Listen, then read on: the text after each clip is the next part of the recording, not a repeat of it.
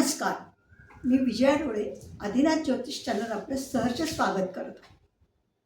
आपण नववंश कुंडलीतले डिटेल्स बघत आहोत आणि नववंश कुंडली, वर्गोत्तम, पुष्कर नववंश, पुष्कर भाग हे सगळे भाग नववंशमधले आपण बघितलेले आहेत. आज आपण राशीतुल्य नववंश हा भाग बघणार आहोत. हा अभ्यासताना आपल्याला लग्न कुंडली आणि नववंश कुंडली दोन्ही कुंडली आपल्याला लागणार आहेत. या दोन्ही कुंडलीवरनं आपल्याला राशीतुल्य नववंश कुंडली याचा अभ्यास करायचा आहे. आता या नावावरूनच तुमच्या लक्षात आलं असेल, राशीतुल्य नववंश म्हणजे काय? दोन राशीची तुलना कशातली? लग्न कुंडली आणि नववंश कुंडली. आणि ह्यावरनं जे आपण फलादेश देतो, भविष्य कथन करतो, तो पण भविष्य कथन करण्याचा एक प्रकार आहे. तर हाच आपण संपूर्णतः अभ्यासणार आहोत. आपल्याला आधी ही कुंडली मांडून घ्यावी लागते. कुठली? राशीतुल्य नववंश कुंडली. ह्यात काय आहे? आधी सर्वप्रथम लग्न कुंडली आणि त्याच्या शेजारी नववंश कुंडली मांडून घ्यायची. लग्न कुंडलीतलं पहिलं लग्न, पहिला भाव कुठल्या राशीचा आहे, त्यात जो आकडा असतो तो राशीचा असतो. समजा 11 असेल तर तो 11 आकडा नववंश कुंडलीमध्ये कुठे पडला आहे? 11 नंबरची राशी म्हणजे कुंभ राशी नववंश कुंडलीत कुठे बरं पडली आहे? आणि ती त्या ग्रहासकट, तिथे जो ग्रह असेल, रिकामा असेल, काय असेल, त्याच्यानुसार आपण पहिल्या भावात मांडून घेणार. या 11 ही राशी पहिल्या भावात घेतली, त्याच्यात एखादा ग्रह असेल घेतलं, मग 12, 1, 2 असं त्यानुसार मांडून घेतले. त्यातले ग्रह नववंश कुंडलीत जसे असतील तसेच्या तसे मांडून घेतले. येते का लक्षात? ही झाली राशीतुल्य नववंश कुंडली. काय असतं, काही जण ही कुंडली मांडून घेतली की ह्याच्यावरनं भविष्य कथन करतात. आपण कसं लग्न कुंडलीवरनं, कस्प कुंडलीवरनं भविष्य कथन करतो की, तसं ही मांडून घेतली एकदा राशीतुल्य नववंश कुंडली की त्याच्यावरनं सुद्धा भविष्य कथन करणारे लोक आहेत. तर दुसरा प्रकार असा आहे की लग्न कुंडली आणि नववंश कुंडली या दोन्ही शेजारी शेजारी मांडल्या आपण, हो की नाही? आता ह्या कुंडलीतनं आपल्याला विशेषतः महादशा, अंतर्दशा, विदशा ह्याचा जास्त बोध होऊ शकतो. म्हणजे एखादी समजा रवीची महादशा आहे, तर रवी हा लग्न कुंडलीत कुठं आहे? चतुर्थात रवी आहे. नववंश कुंडलीत रवी कुठे बसलाय तो बघणार. रवी धनस्थानात बसलाय, तो आहे समजा वृश्चिकेचा आहे, तर मग आपण काय करणार? नववंश कुंडलीतली वृश्चिक राशी उचलणार आणि ती 8वी रास ही लग्न कुंडलीत कुठे पडली आहे ते बघणार आणि त्यानुसार 8वी रास जिथे पडले त्या भावाचा आपण संपूर्णतः भविष्य फलादेश देणार. येते का लक्षात? अशी ही संकल्पना आहे. आता हे आपण फार डिटेलमध्ये बघणार आहे, पण हे मूर्ती पद्धतीत हे मोडत नाही. ते आपण कृष्णमूर्ती पद्धतीत काय करतो? एखादा ग्रह ज्या नक्षत्रात आहे तो नक्षत्र समय जिथे पडला आहे त्यानुसार भविष्य कथन करतो. ह्यात तसं नाही. ह्यात पारंपरिकमध्ये उच्च नीच राशी असं ठरलेलं असतं. तोही मी आज पहिल्यांदा तक्ता लावणार आहे की तो तुम्हाला माहीत पाहिजे. कारण आता हे आपल्याला जर राशीतुल्य नववंश कुंडली बघायची तर ते आपल्याला माहीत पाहिजे, ओके? ते लावणार आहे आणि नंतर आपण हे उदाहरणासकट हे सगळं बघणार. हां, मी आधी कुठला ग्रह, कोणता उच्च राशी, स्वराशी, नीच राशी याचा तक्ता लावते आणि मग आता आपण ग्रहांचे उच्च व नीच चे कोष्टक बघूयात. म्हणजे जे आपले ग्रह आहेत, किती ग्रह आहेत? 9 ग्रह. नवग्रहांच्या स्वराशी आपण अभ्यासलेले आहेत, पण त्याच्या उच्च आणि नीच राशी आपण कृष्णमूर्तीत नाही बघितलेल्या. तर ते आपण कोष्टक संपूर्ण मी लावलेलं आहे ते आपण बघूयात. पहिलं तर ग्रह, मग स्वराशी, मग उच्च राशी, मग नीच राशी. आता पहिला ग्रह रवी. रवीची उच्च कुठला रास? सिंह. उच्चरास मेष, नीचरास तूळ. हा तक्ता आपल्याला महत्त्वाचा आहे. चंद्र, चंद्राची स्वतःची रास कोणती? कर्क. उच्चरास वृषभ, नीचरास वृश्चिक. मंगळ, मंगळ काय? मेष आणि वृश्चिक स्वराशी 2 आहेत. नंतर मकर ही उच्चरास आणि नीचरास कर्क. आता बुध, बुध काय? मिथुन आणि कन्या या स्वराशी झाल्या. आणि उच्चरास कन्या त्यातली आणि नीचरास मीन. आता गुरु, गुरुला 2 राशी, धनु आणि मीन. उच्च राशी कर्क आणि नीच राशी मकर. आता शुक्र, शुक्राच्या 2 राशी, वृषभ आणि तुळ स्वतःच्या राशी. आणि उच्च राशी कोणती? शुक्राची मीन आणि नीच राशी कन्या. शनी, शनीला कोणती? स्वतःच्या राशी मकर आणि कुंभ. उच्च राशी कोणती शनीची? तूळ आणि नीच राशी मेष. आता कोणता? राहू, राहूला राशी आहे का? स्वतःची नाही. राहू केतूला स्वतःच्या राशी नाही. उच्च राशी मिथुन आणि नीच राशी कोणती? धनु. आणि केतूला काय? केतूला पण स्वतःची रास नाही, पण उच्च राशी कोणती? धनु आणि नीच राशी मिथुन. हां, आता हा आपण तक्ता पूर्णतः बघितला आहे. आता मी तुम्हाला दुसरा तक्ता दाखवते. आता आपण राशीतुल्य नवंशची माहिती घेऊया. राशीतुल्य नवंश यासाठी लग्न कुंडली म्हणजे D1 आणि D9 म्हणजे नवंश कुंडली आवश्यक आहे.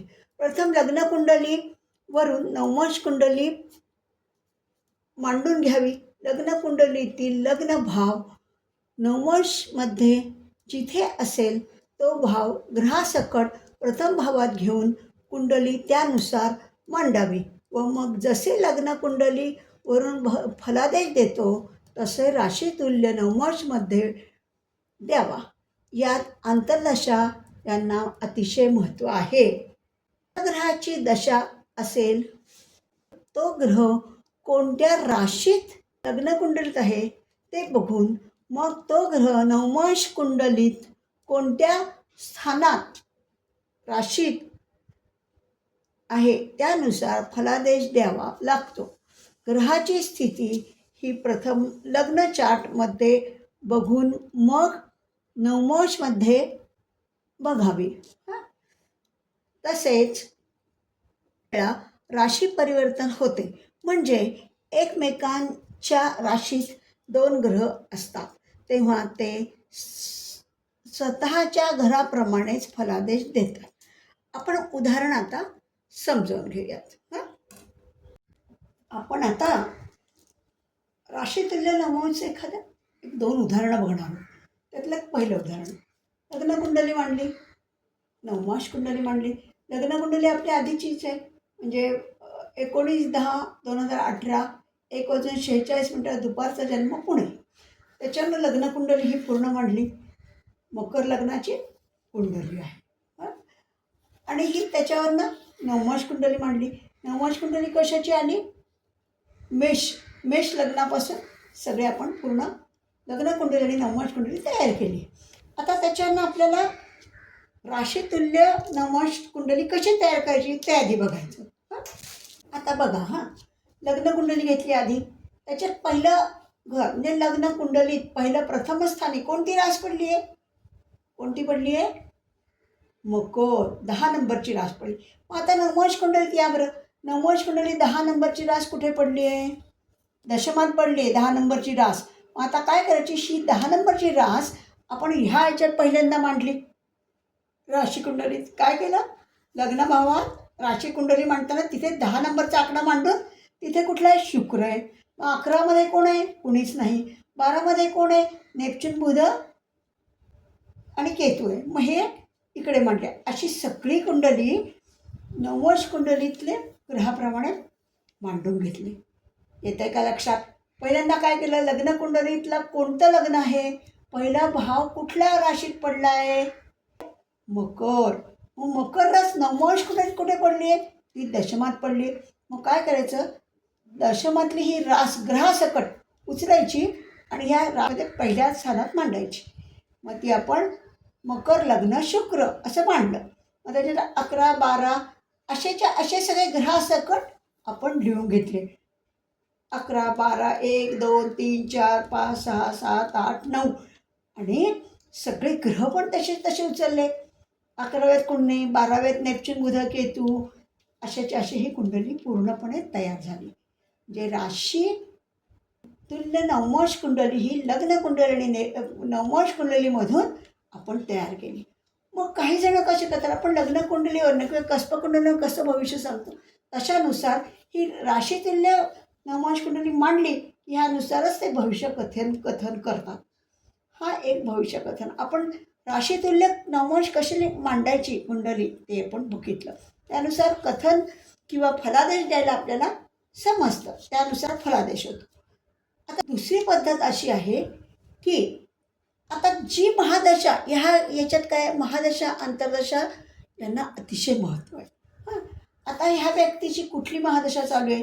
राहूची महादशा चालू आहे. राहू कुठे आहे बरं? सप्तमात कर्केचा राहू आहे. हां, आता काय बघायचं, हा राहू नवमांश कुंडलीत कुठे पडलाय? षष्ठ भावात पडला आहे. पण भाव बघायचा का? नाही, राशी बघायची. कोणती राशी आहे? 6वी राशी. कोणती 6वी राशी कुठली आली? कन्या. मग ही जी रास आहे राहूची नवमांश कुंडलीतली, ती 6वी रास ह्याच्यात कुठे पडली आहे लग्न कुंडलीत? तर ती आहे भाग्यभावात. येत आहे का लक्षात? आधी काय केलं, जी महादशा चालू आहे तो ग्रह आपण घेतला. आता ह्या कुंडलीत राहूची महादशा आहे 27/4/2022 पासून ते 27/4/2040 पर्यंत राहूची महादशा आहे. म्हणून आपण राहू आधी बघूयात. मग काय केलं, लग्न कुंडलीत राहू सप्तम भावात आणि रास कोणती? कर्क रास, 4थी रास, हे आपण पाहिलं. मग हाच राहू नवमांश कुंडलीत कुठे बसलाय बरं? तर तो षष्ठ भावात आणि रास कोणती? कन्या रास, 6वी रास आहे. मग ही फक्त भाव बघायचा नाही, रास बघायची फक्त. रास आहे 6वी रास, कन्या रास. ही लग्न कुठे पडली आहे? तर ती भाग्यात पडली आहे. आलं का लक्षात? म्हणजे राहू कशाचा फलादेश देईल सांगा? सप्तम भाव, नवम भाव आणि षष्ठम भाव ह्या तीनचा फलादेश देईल. येत आहे का लक्षात? तो त्याच्या महादशेमध्ये सप्तम भावात आहे म्हणून याच्यात षष्ठ भावात आहे आणि 6वी रास इथे कोणती आहे? कन्या, नवम भावात आहे म्हणून ह्या नवम भावाचा सुद्धा फलादेश देईल. मग आता फलादेश कसा आपण म्हणू शकू? राहूच्या महादशेत 6व्या भावात आहे बघा राहू नवमांश कुंडलीत. मग 6व्या भाव आणि ह्याचा हा कन्या रास कुठल्या? नवम भावात. म्हणजे षष्ठ भावात आपण काय बघतो? स्पर्धा, आजार वगैरे बघतो, पण स्पर्धा विशेषतः कोर्ट कचेरी ह्या 18 वर्षाच्या कालावधीमध्ये ज्या काही स्पर्धा होतील त्याच्यात त्या व्यक्तीला विजय मिळेल किंवा त्या स्पर्धेत ती व्यक्ती जिंकेल. का? तर नवम भावाशी संबंध आला. राहू हा नवम भावाचा पण कार्यश झाला. षष्ठ भावाचा कार्यश आहे तसा नवम भावाचा कार्यश झाला. हे आपण फलादेश करू शकतो. आलं का लक्षात? मग आता पुढचं त्याच्यात अंतर्दशा कुठली? राहूची महादशा आणि अंतर्दशा कुठली बरं? गुरुची. गुरुची अंतर्दशा आहे. गुरु कुठे आहे? ते गुरु आहे. गुरु कुठल्या 11 भावात 8व्या राशीत आहे. 8वी रास कुठली आली? वृश्चिक. मग आता बघा बरं, गुरु इथे कुठे पडला आहे? हे बघा, गुरु पडला आहे नवमांश कुंडलीत चतुर्थात. हो की नाही? हा बघा गुरु हे चतुर्थात आणि 4थ्या राशीत पडला आहे. 4थी रास कुठली? कर्क रास. येते का लक्षात? गुरु आधी लग्न कुंडलीत, आता आपण गुरुच का घेतला? कारण अंतर्दशा गुरुची चालू आहे म्हणून. गुरुची अंतर्दशा म्हणून गुरु हा ग्रह घेतला, तो लाभात आहे लग्न कुंडलीत. परंतु इथे कुठे पडलाय? नवमांश कुंडलीत तो चतुर्थात पडलाय. आणि रास कुठली आहे? विशेषतः आपण राशी बघतोय, चतुर्थ रास आहे. 4थी रास कुठली? कर्क रास. मग आता कर्क रास इथे कुठे आली लग्न कुंडलीत? बघा बरं, 4थी रास आली सप्तमात, सप्तम भावात आली म्हणजे हा कुणाचा फलादेश देईल? गुरु चतुर्थ भावाचा फलादेश देईल, त्याच्यानंतर सप्तम भावाचा सुद्धा फलादेश देईल. येतंय का लक्षात?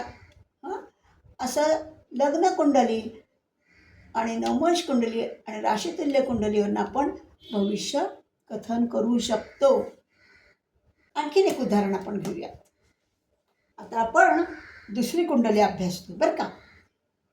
लग्न कुंडली 29/10/1957 सालचा जन्म, 3:23 दुपारचा जन्म आणि पुण्याचा जन्म. त्याच्यावरून आपण ही लग्न कुंडली मांडून घेतली. त्यानुसार नवमाश कुंडलीसुद्धा मांडून घेतली. लग्न आणि नवमाश कुंडली आपण मांडून घेतली. आता आपण राशीतुल्य नवमाश कुंडली कशी मांडणार? आपण आधीच्या उदाहरणात पाहिलं. लग्न कुंडलीमधील जो लग्न भाव असेल, हा लग्न भाव कुठला आलाय? लग्न भावात कुठली रास पडली आहे? कुंभ. मग आता ही कुंभ रास इथे कुठे पडली आहे? बघा, हे बघा, दशमान पडलेली आहे. 11 आकडा नवमाश कुंडलीमध्ये दशमान पडलाय. मग हा आकडा 11 आकडा आणि काय त्यात जो ग्रह आहे त्या सकट आपण राशीतुल्यमध्ये मांडणार, हो की नाही? मग आता हा 11 आकडा लग्न भावात पहिल्या भावात मांडला, त्याच्यावर ग्रह बुध आहे. मग 12, 1, 2, 3, 4 अशी संपूर्ण कुंडली आपण त्याच्यानुसार मांडून घेतली. 12 भावात राहू शुक्र आहे, पहिल्या मेषेत कोणी नाही, अशी सगळीच्या सगळी नवमाश कुंडलीनुसार आपण ही कुंडली मांडून घेतली. म्हणजे राशीतुल्य नवमाश कुंडली तयार झाली. येते का लक्षात? हां, आधी काय केलं? लग्न कुंडलीतला पहिला भाव त्यात जी रास आहे ती रास आपण नवमाश कुंडलीमध्ये कुठे येते पाहिली. ती जिथे बसली आहे ती रास तिथला ग्रहासकट आपण पहिल्या भावात मांडले आणि त्यानुसार उरलेली कुंडली पण नवमाश कुंडलीतले ग्रहासकट सगळे आपण मांडून घेतले आणि अशी ही राशीतुल्य नवमाश कुंडली तयार झाली. आता आपल्याला माहिती आहे नवमाश कुंडली किंवा लग्न कुंडली किंवा कसप कुंडलीप्रमाणे कसं भविष्य कथन करतो किंवा फलादेश देतो, तसा राशीतुल्य नवमाशवरना सुद्धा फलादेश देता येतो. काही जण तसा पण देतात. पण आपण दुसऱ्या पद्धतीने जे बघितलं तेही बघणार आहे आता. तर ह्या कुंडलीमध्ये आता महादशा कुठली चालू आहे आपण काय बघतो? महादशा अंतर्दशांना खूप महत्त्व आहे. आता जो महादशाचा ग्रह आहे तो कशाचा फलादेश देईल ते आपण बघतोय. आता कुठला आहे? इथली महादशा कुठली आहे? शनीची महादशा आहे. महादशा 19 वर्ष असते.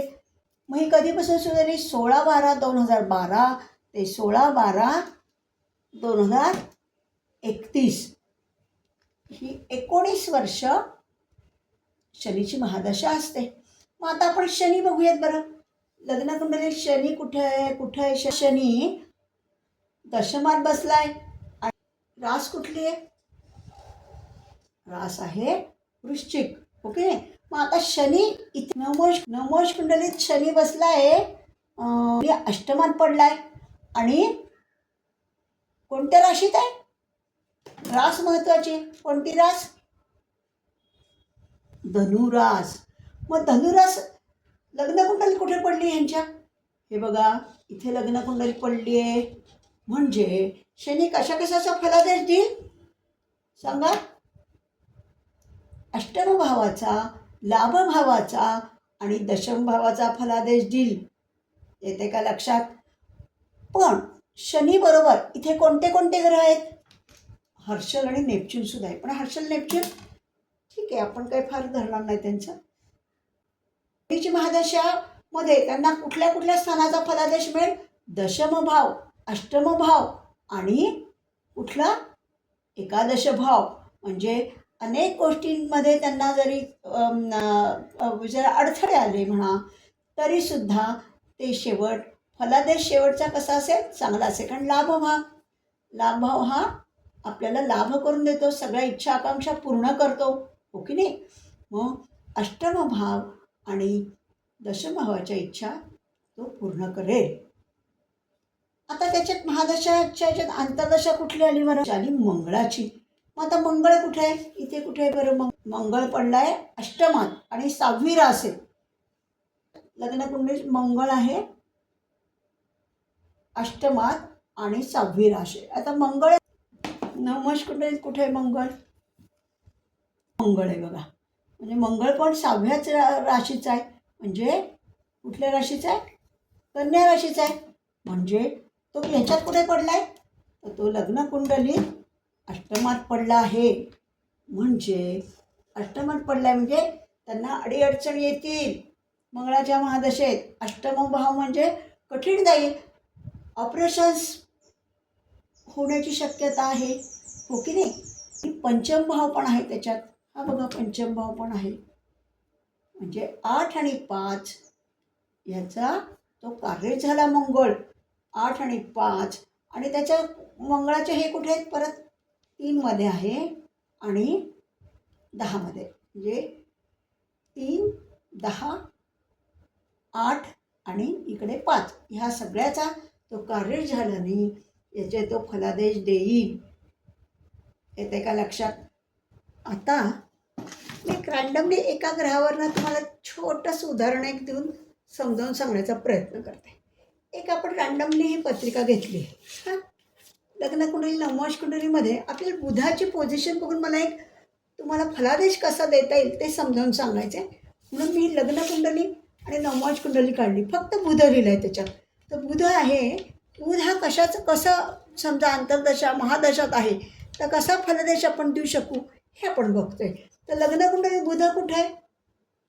व्ययभावात. आणि कोणत्या राशीत आहे? कुंभ राशी 11व्या राशीत आहे. तेच नवमाश कुंडलीत तो कुठे पडला? धनस्थानात पडला. आणि रास कोणती? वृश्चिक. मग हीच वृश्चिक रास लग्नकुंडली कुठे पडली? तर नवम भावात पडली, भाग्यभावात पडली. हां, मग आता ह्या बुधाचा फलादेश तुम्ही कसा देऊ शकाल?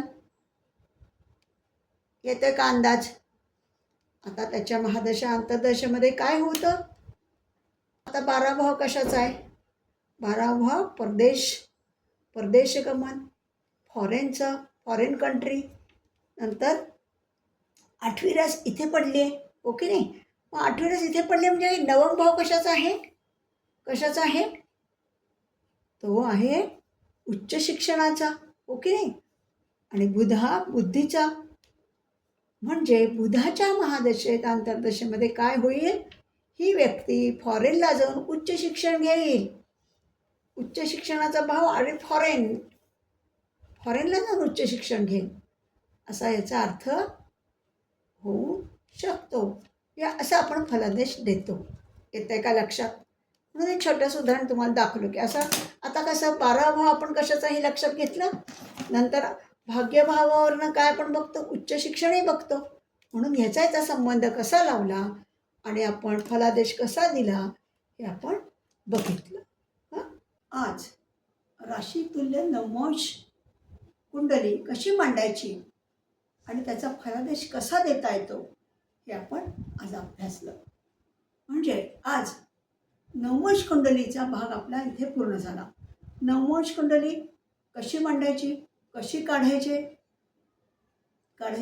त्याचे फलादेश कसा द्यायचा, त्याच्यानंतर वर्गोत्तम, नंतर पुष्कर नवमाश, पुष्कर भाग आणि आज राशीतुल्य नवमाश ह्या सगळ्याचा नवमाश कुंडलीमध्ये समावेश होतो. तेव्हा आज आपण नवमाश कुंडलीचा भाग इथे संपूर्णतः पूर्ण केला आहे. तेव्हा हा सगळ्यांनी बघितला असेल आणि सगळ्यांनी अवश्य अभ्यासावा आणि लाईक सबस्क्राईब करावा ही मी तुम्हाला नम्र विनंती करते. आणि आजचा हा भाग मी इथेच संपवते. धन्यवाद. पुढच्या भागात आपण भेटूया.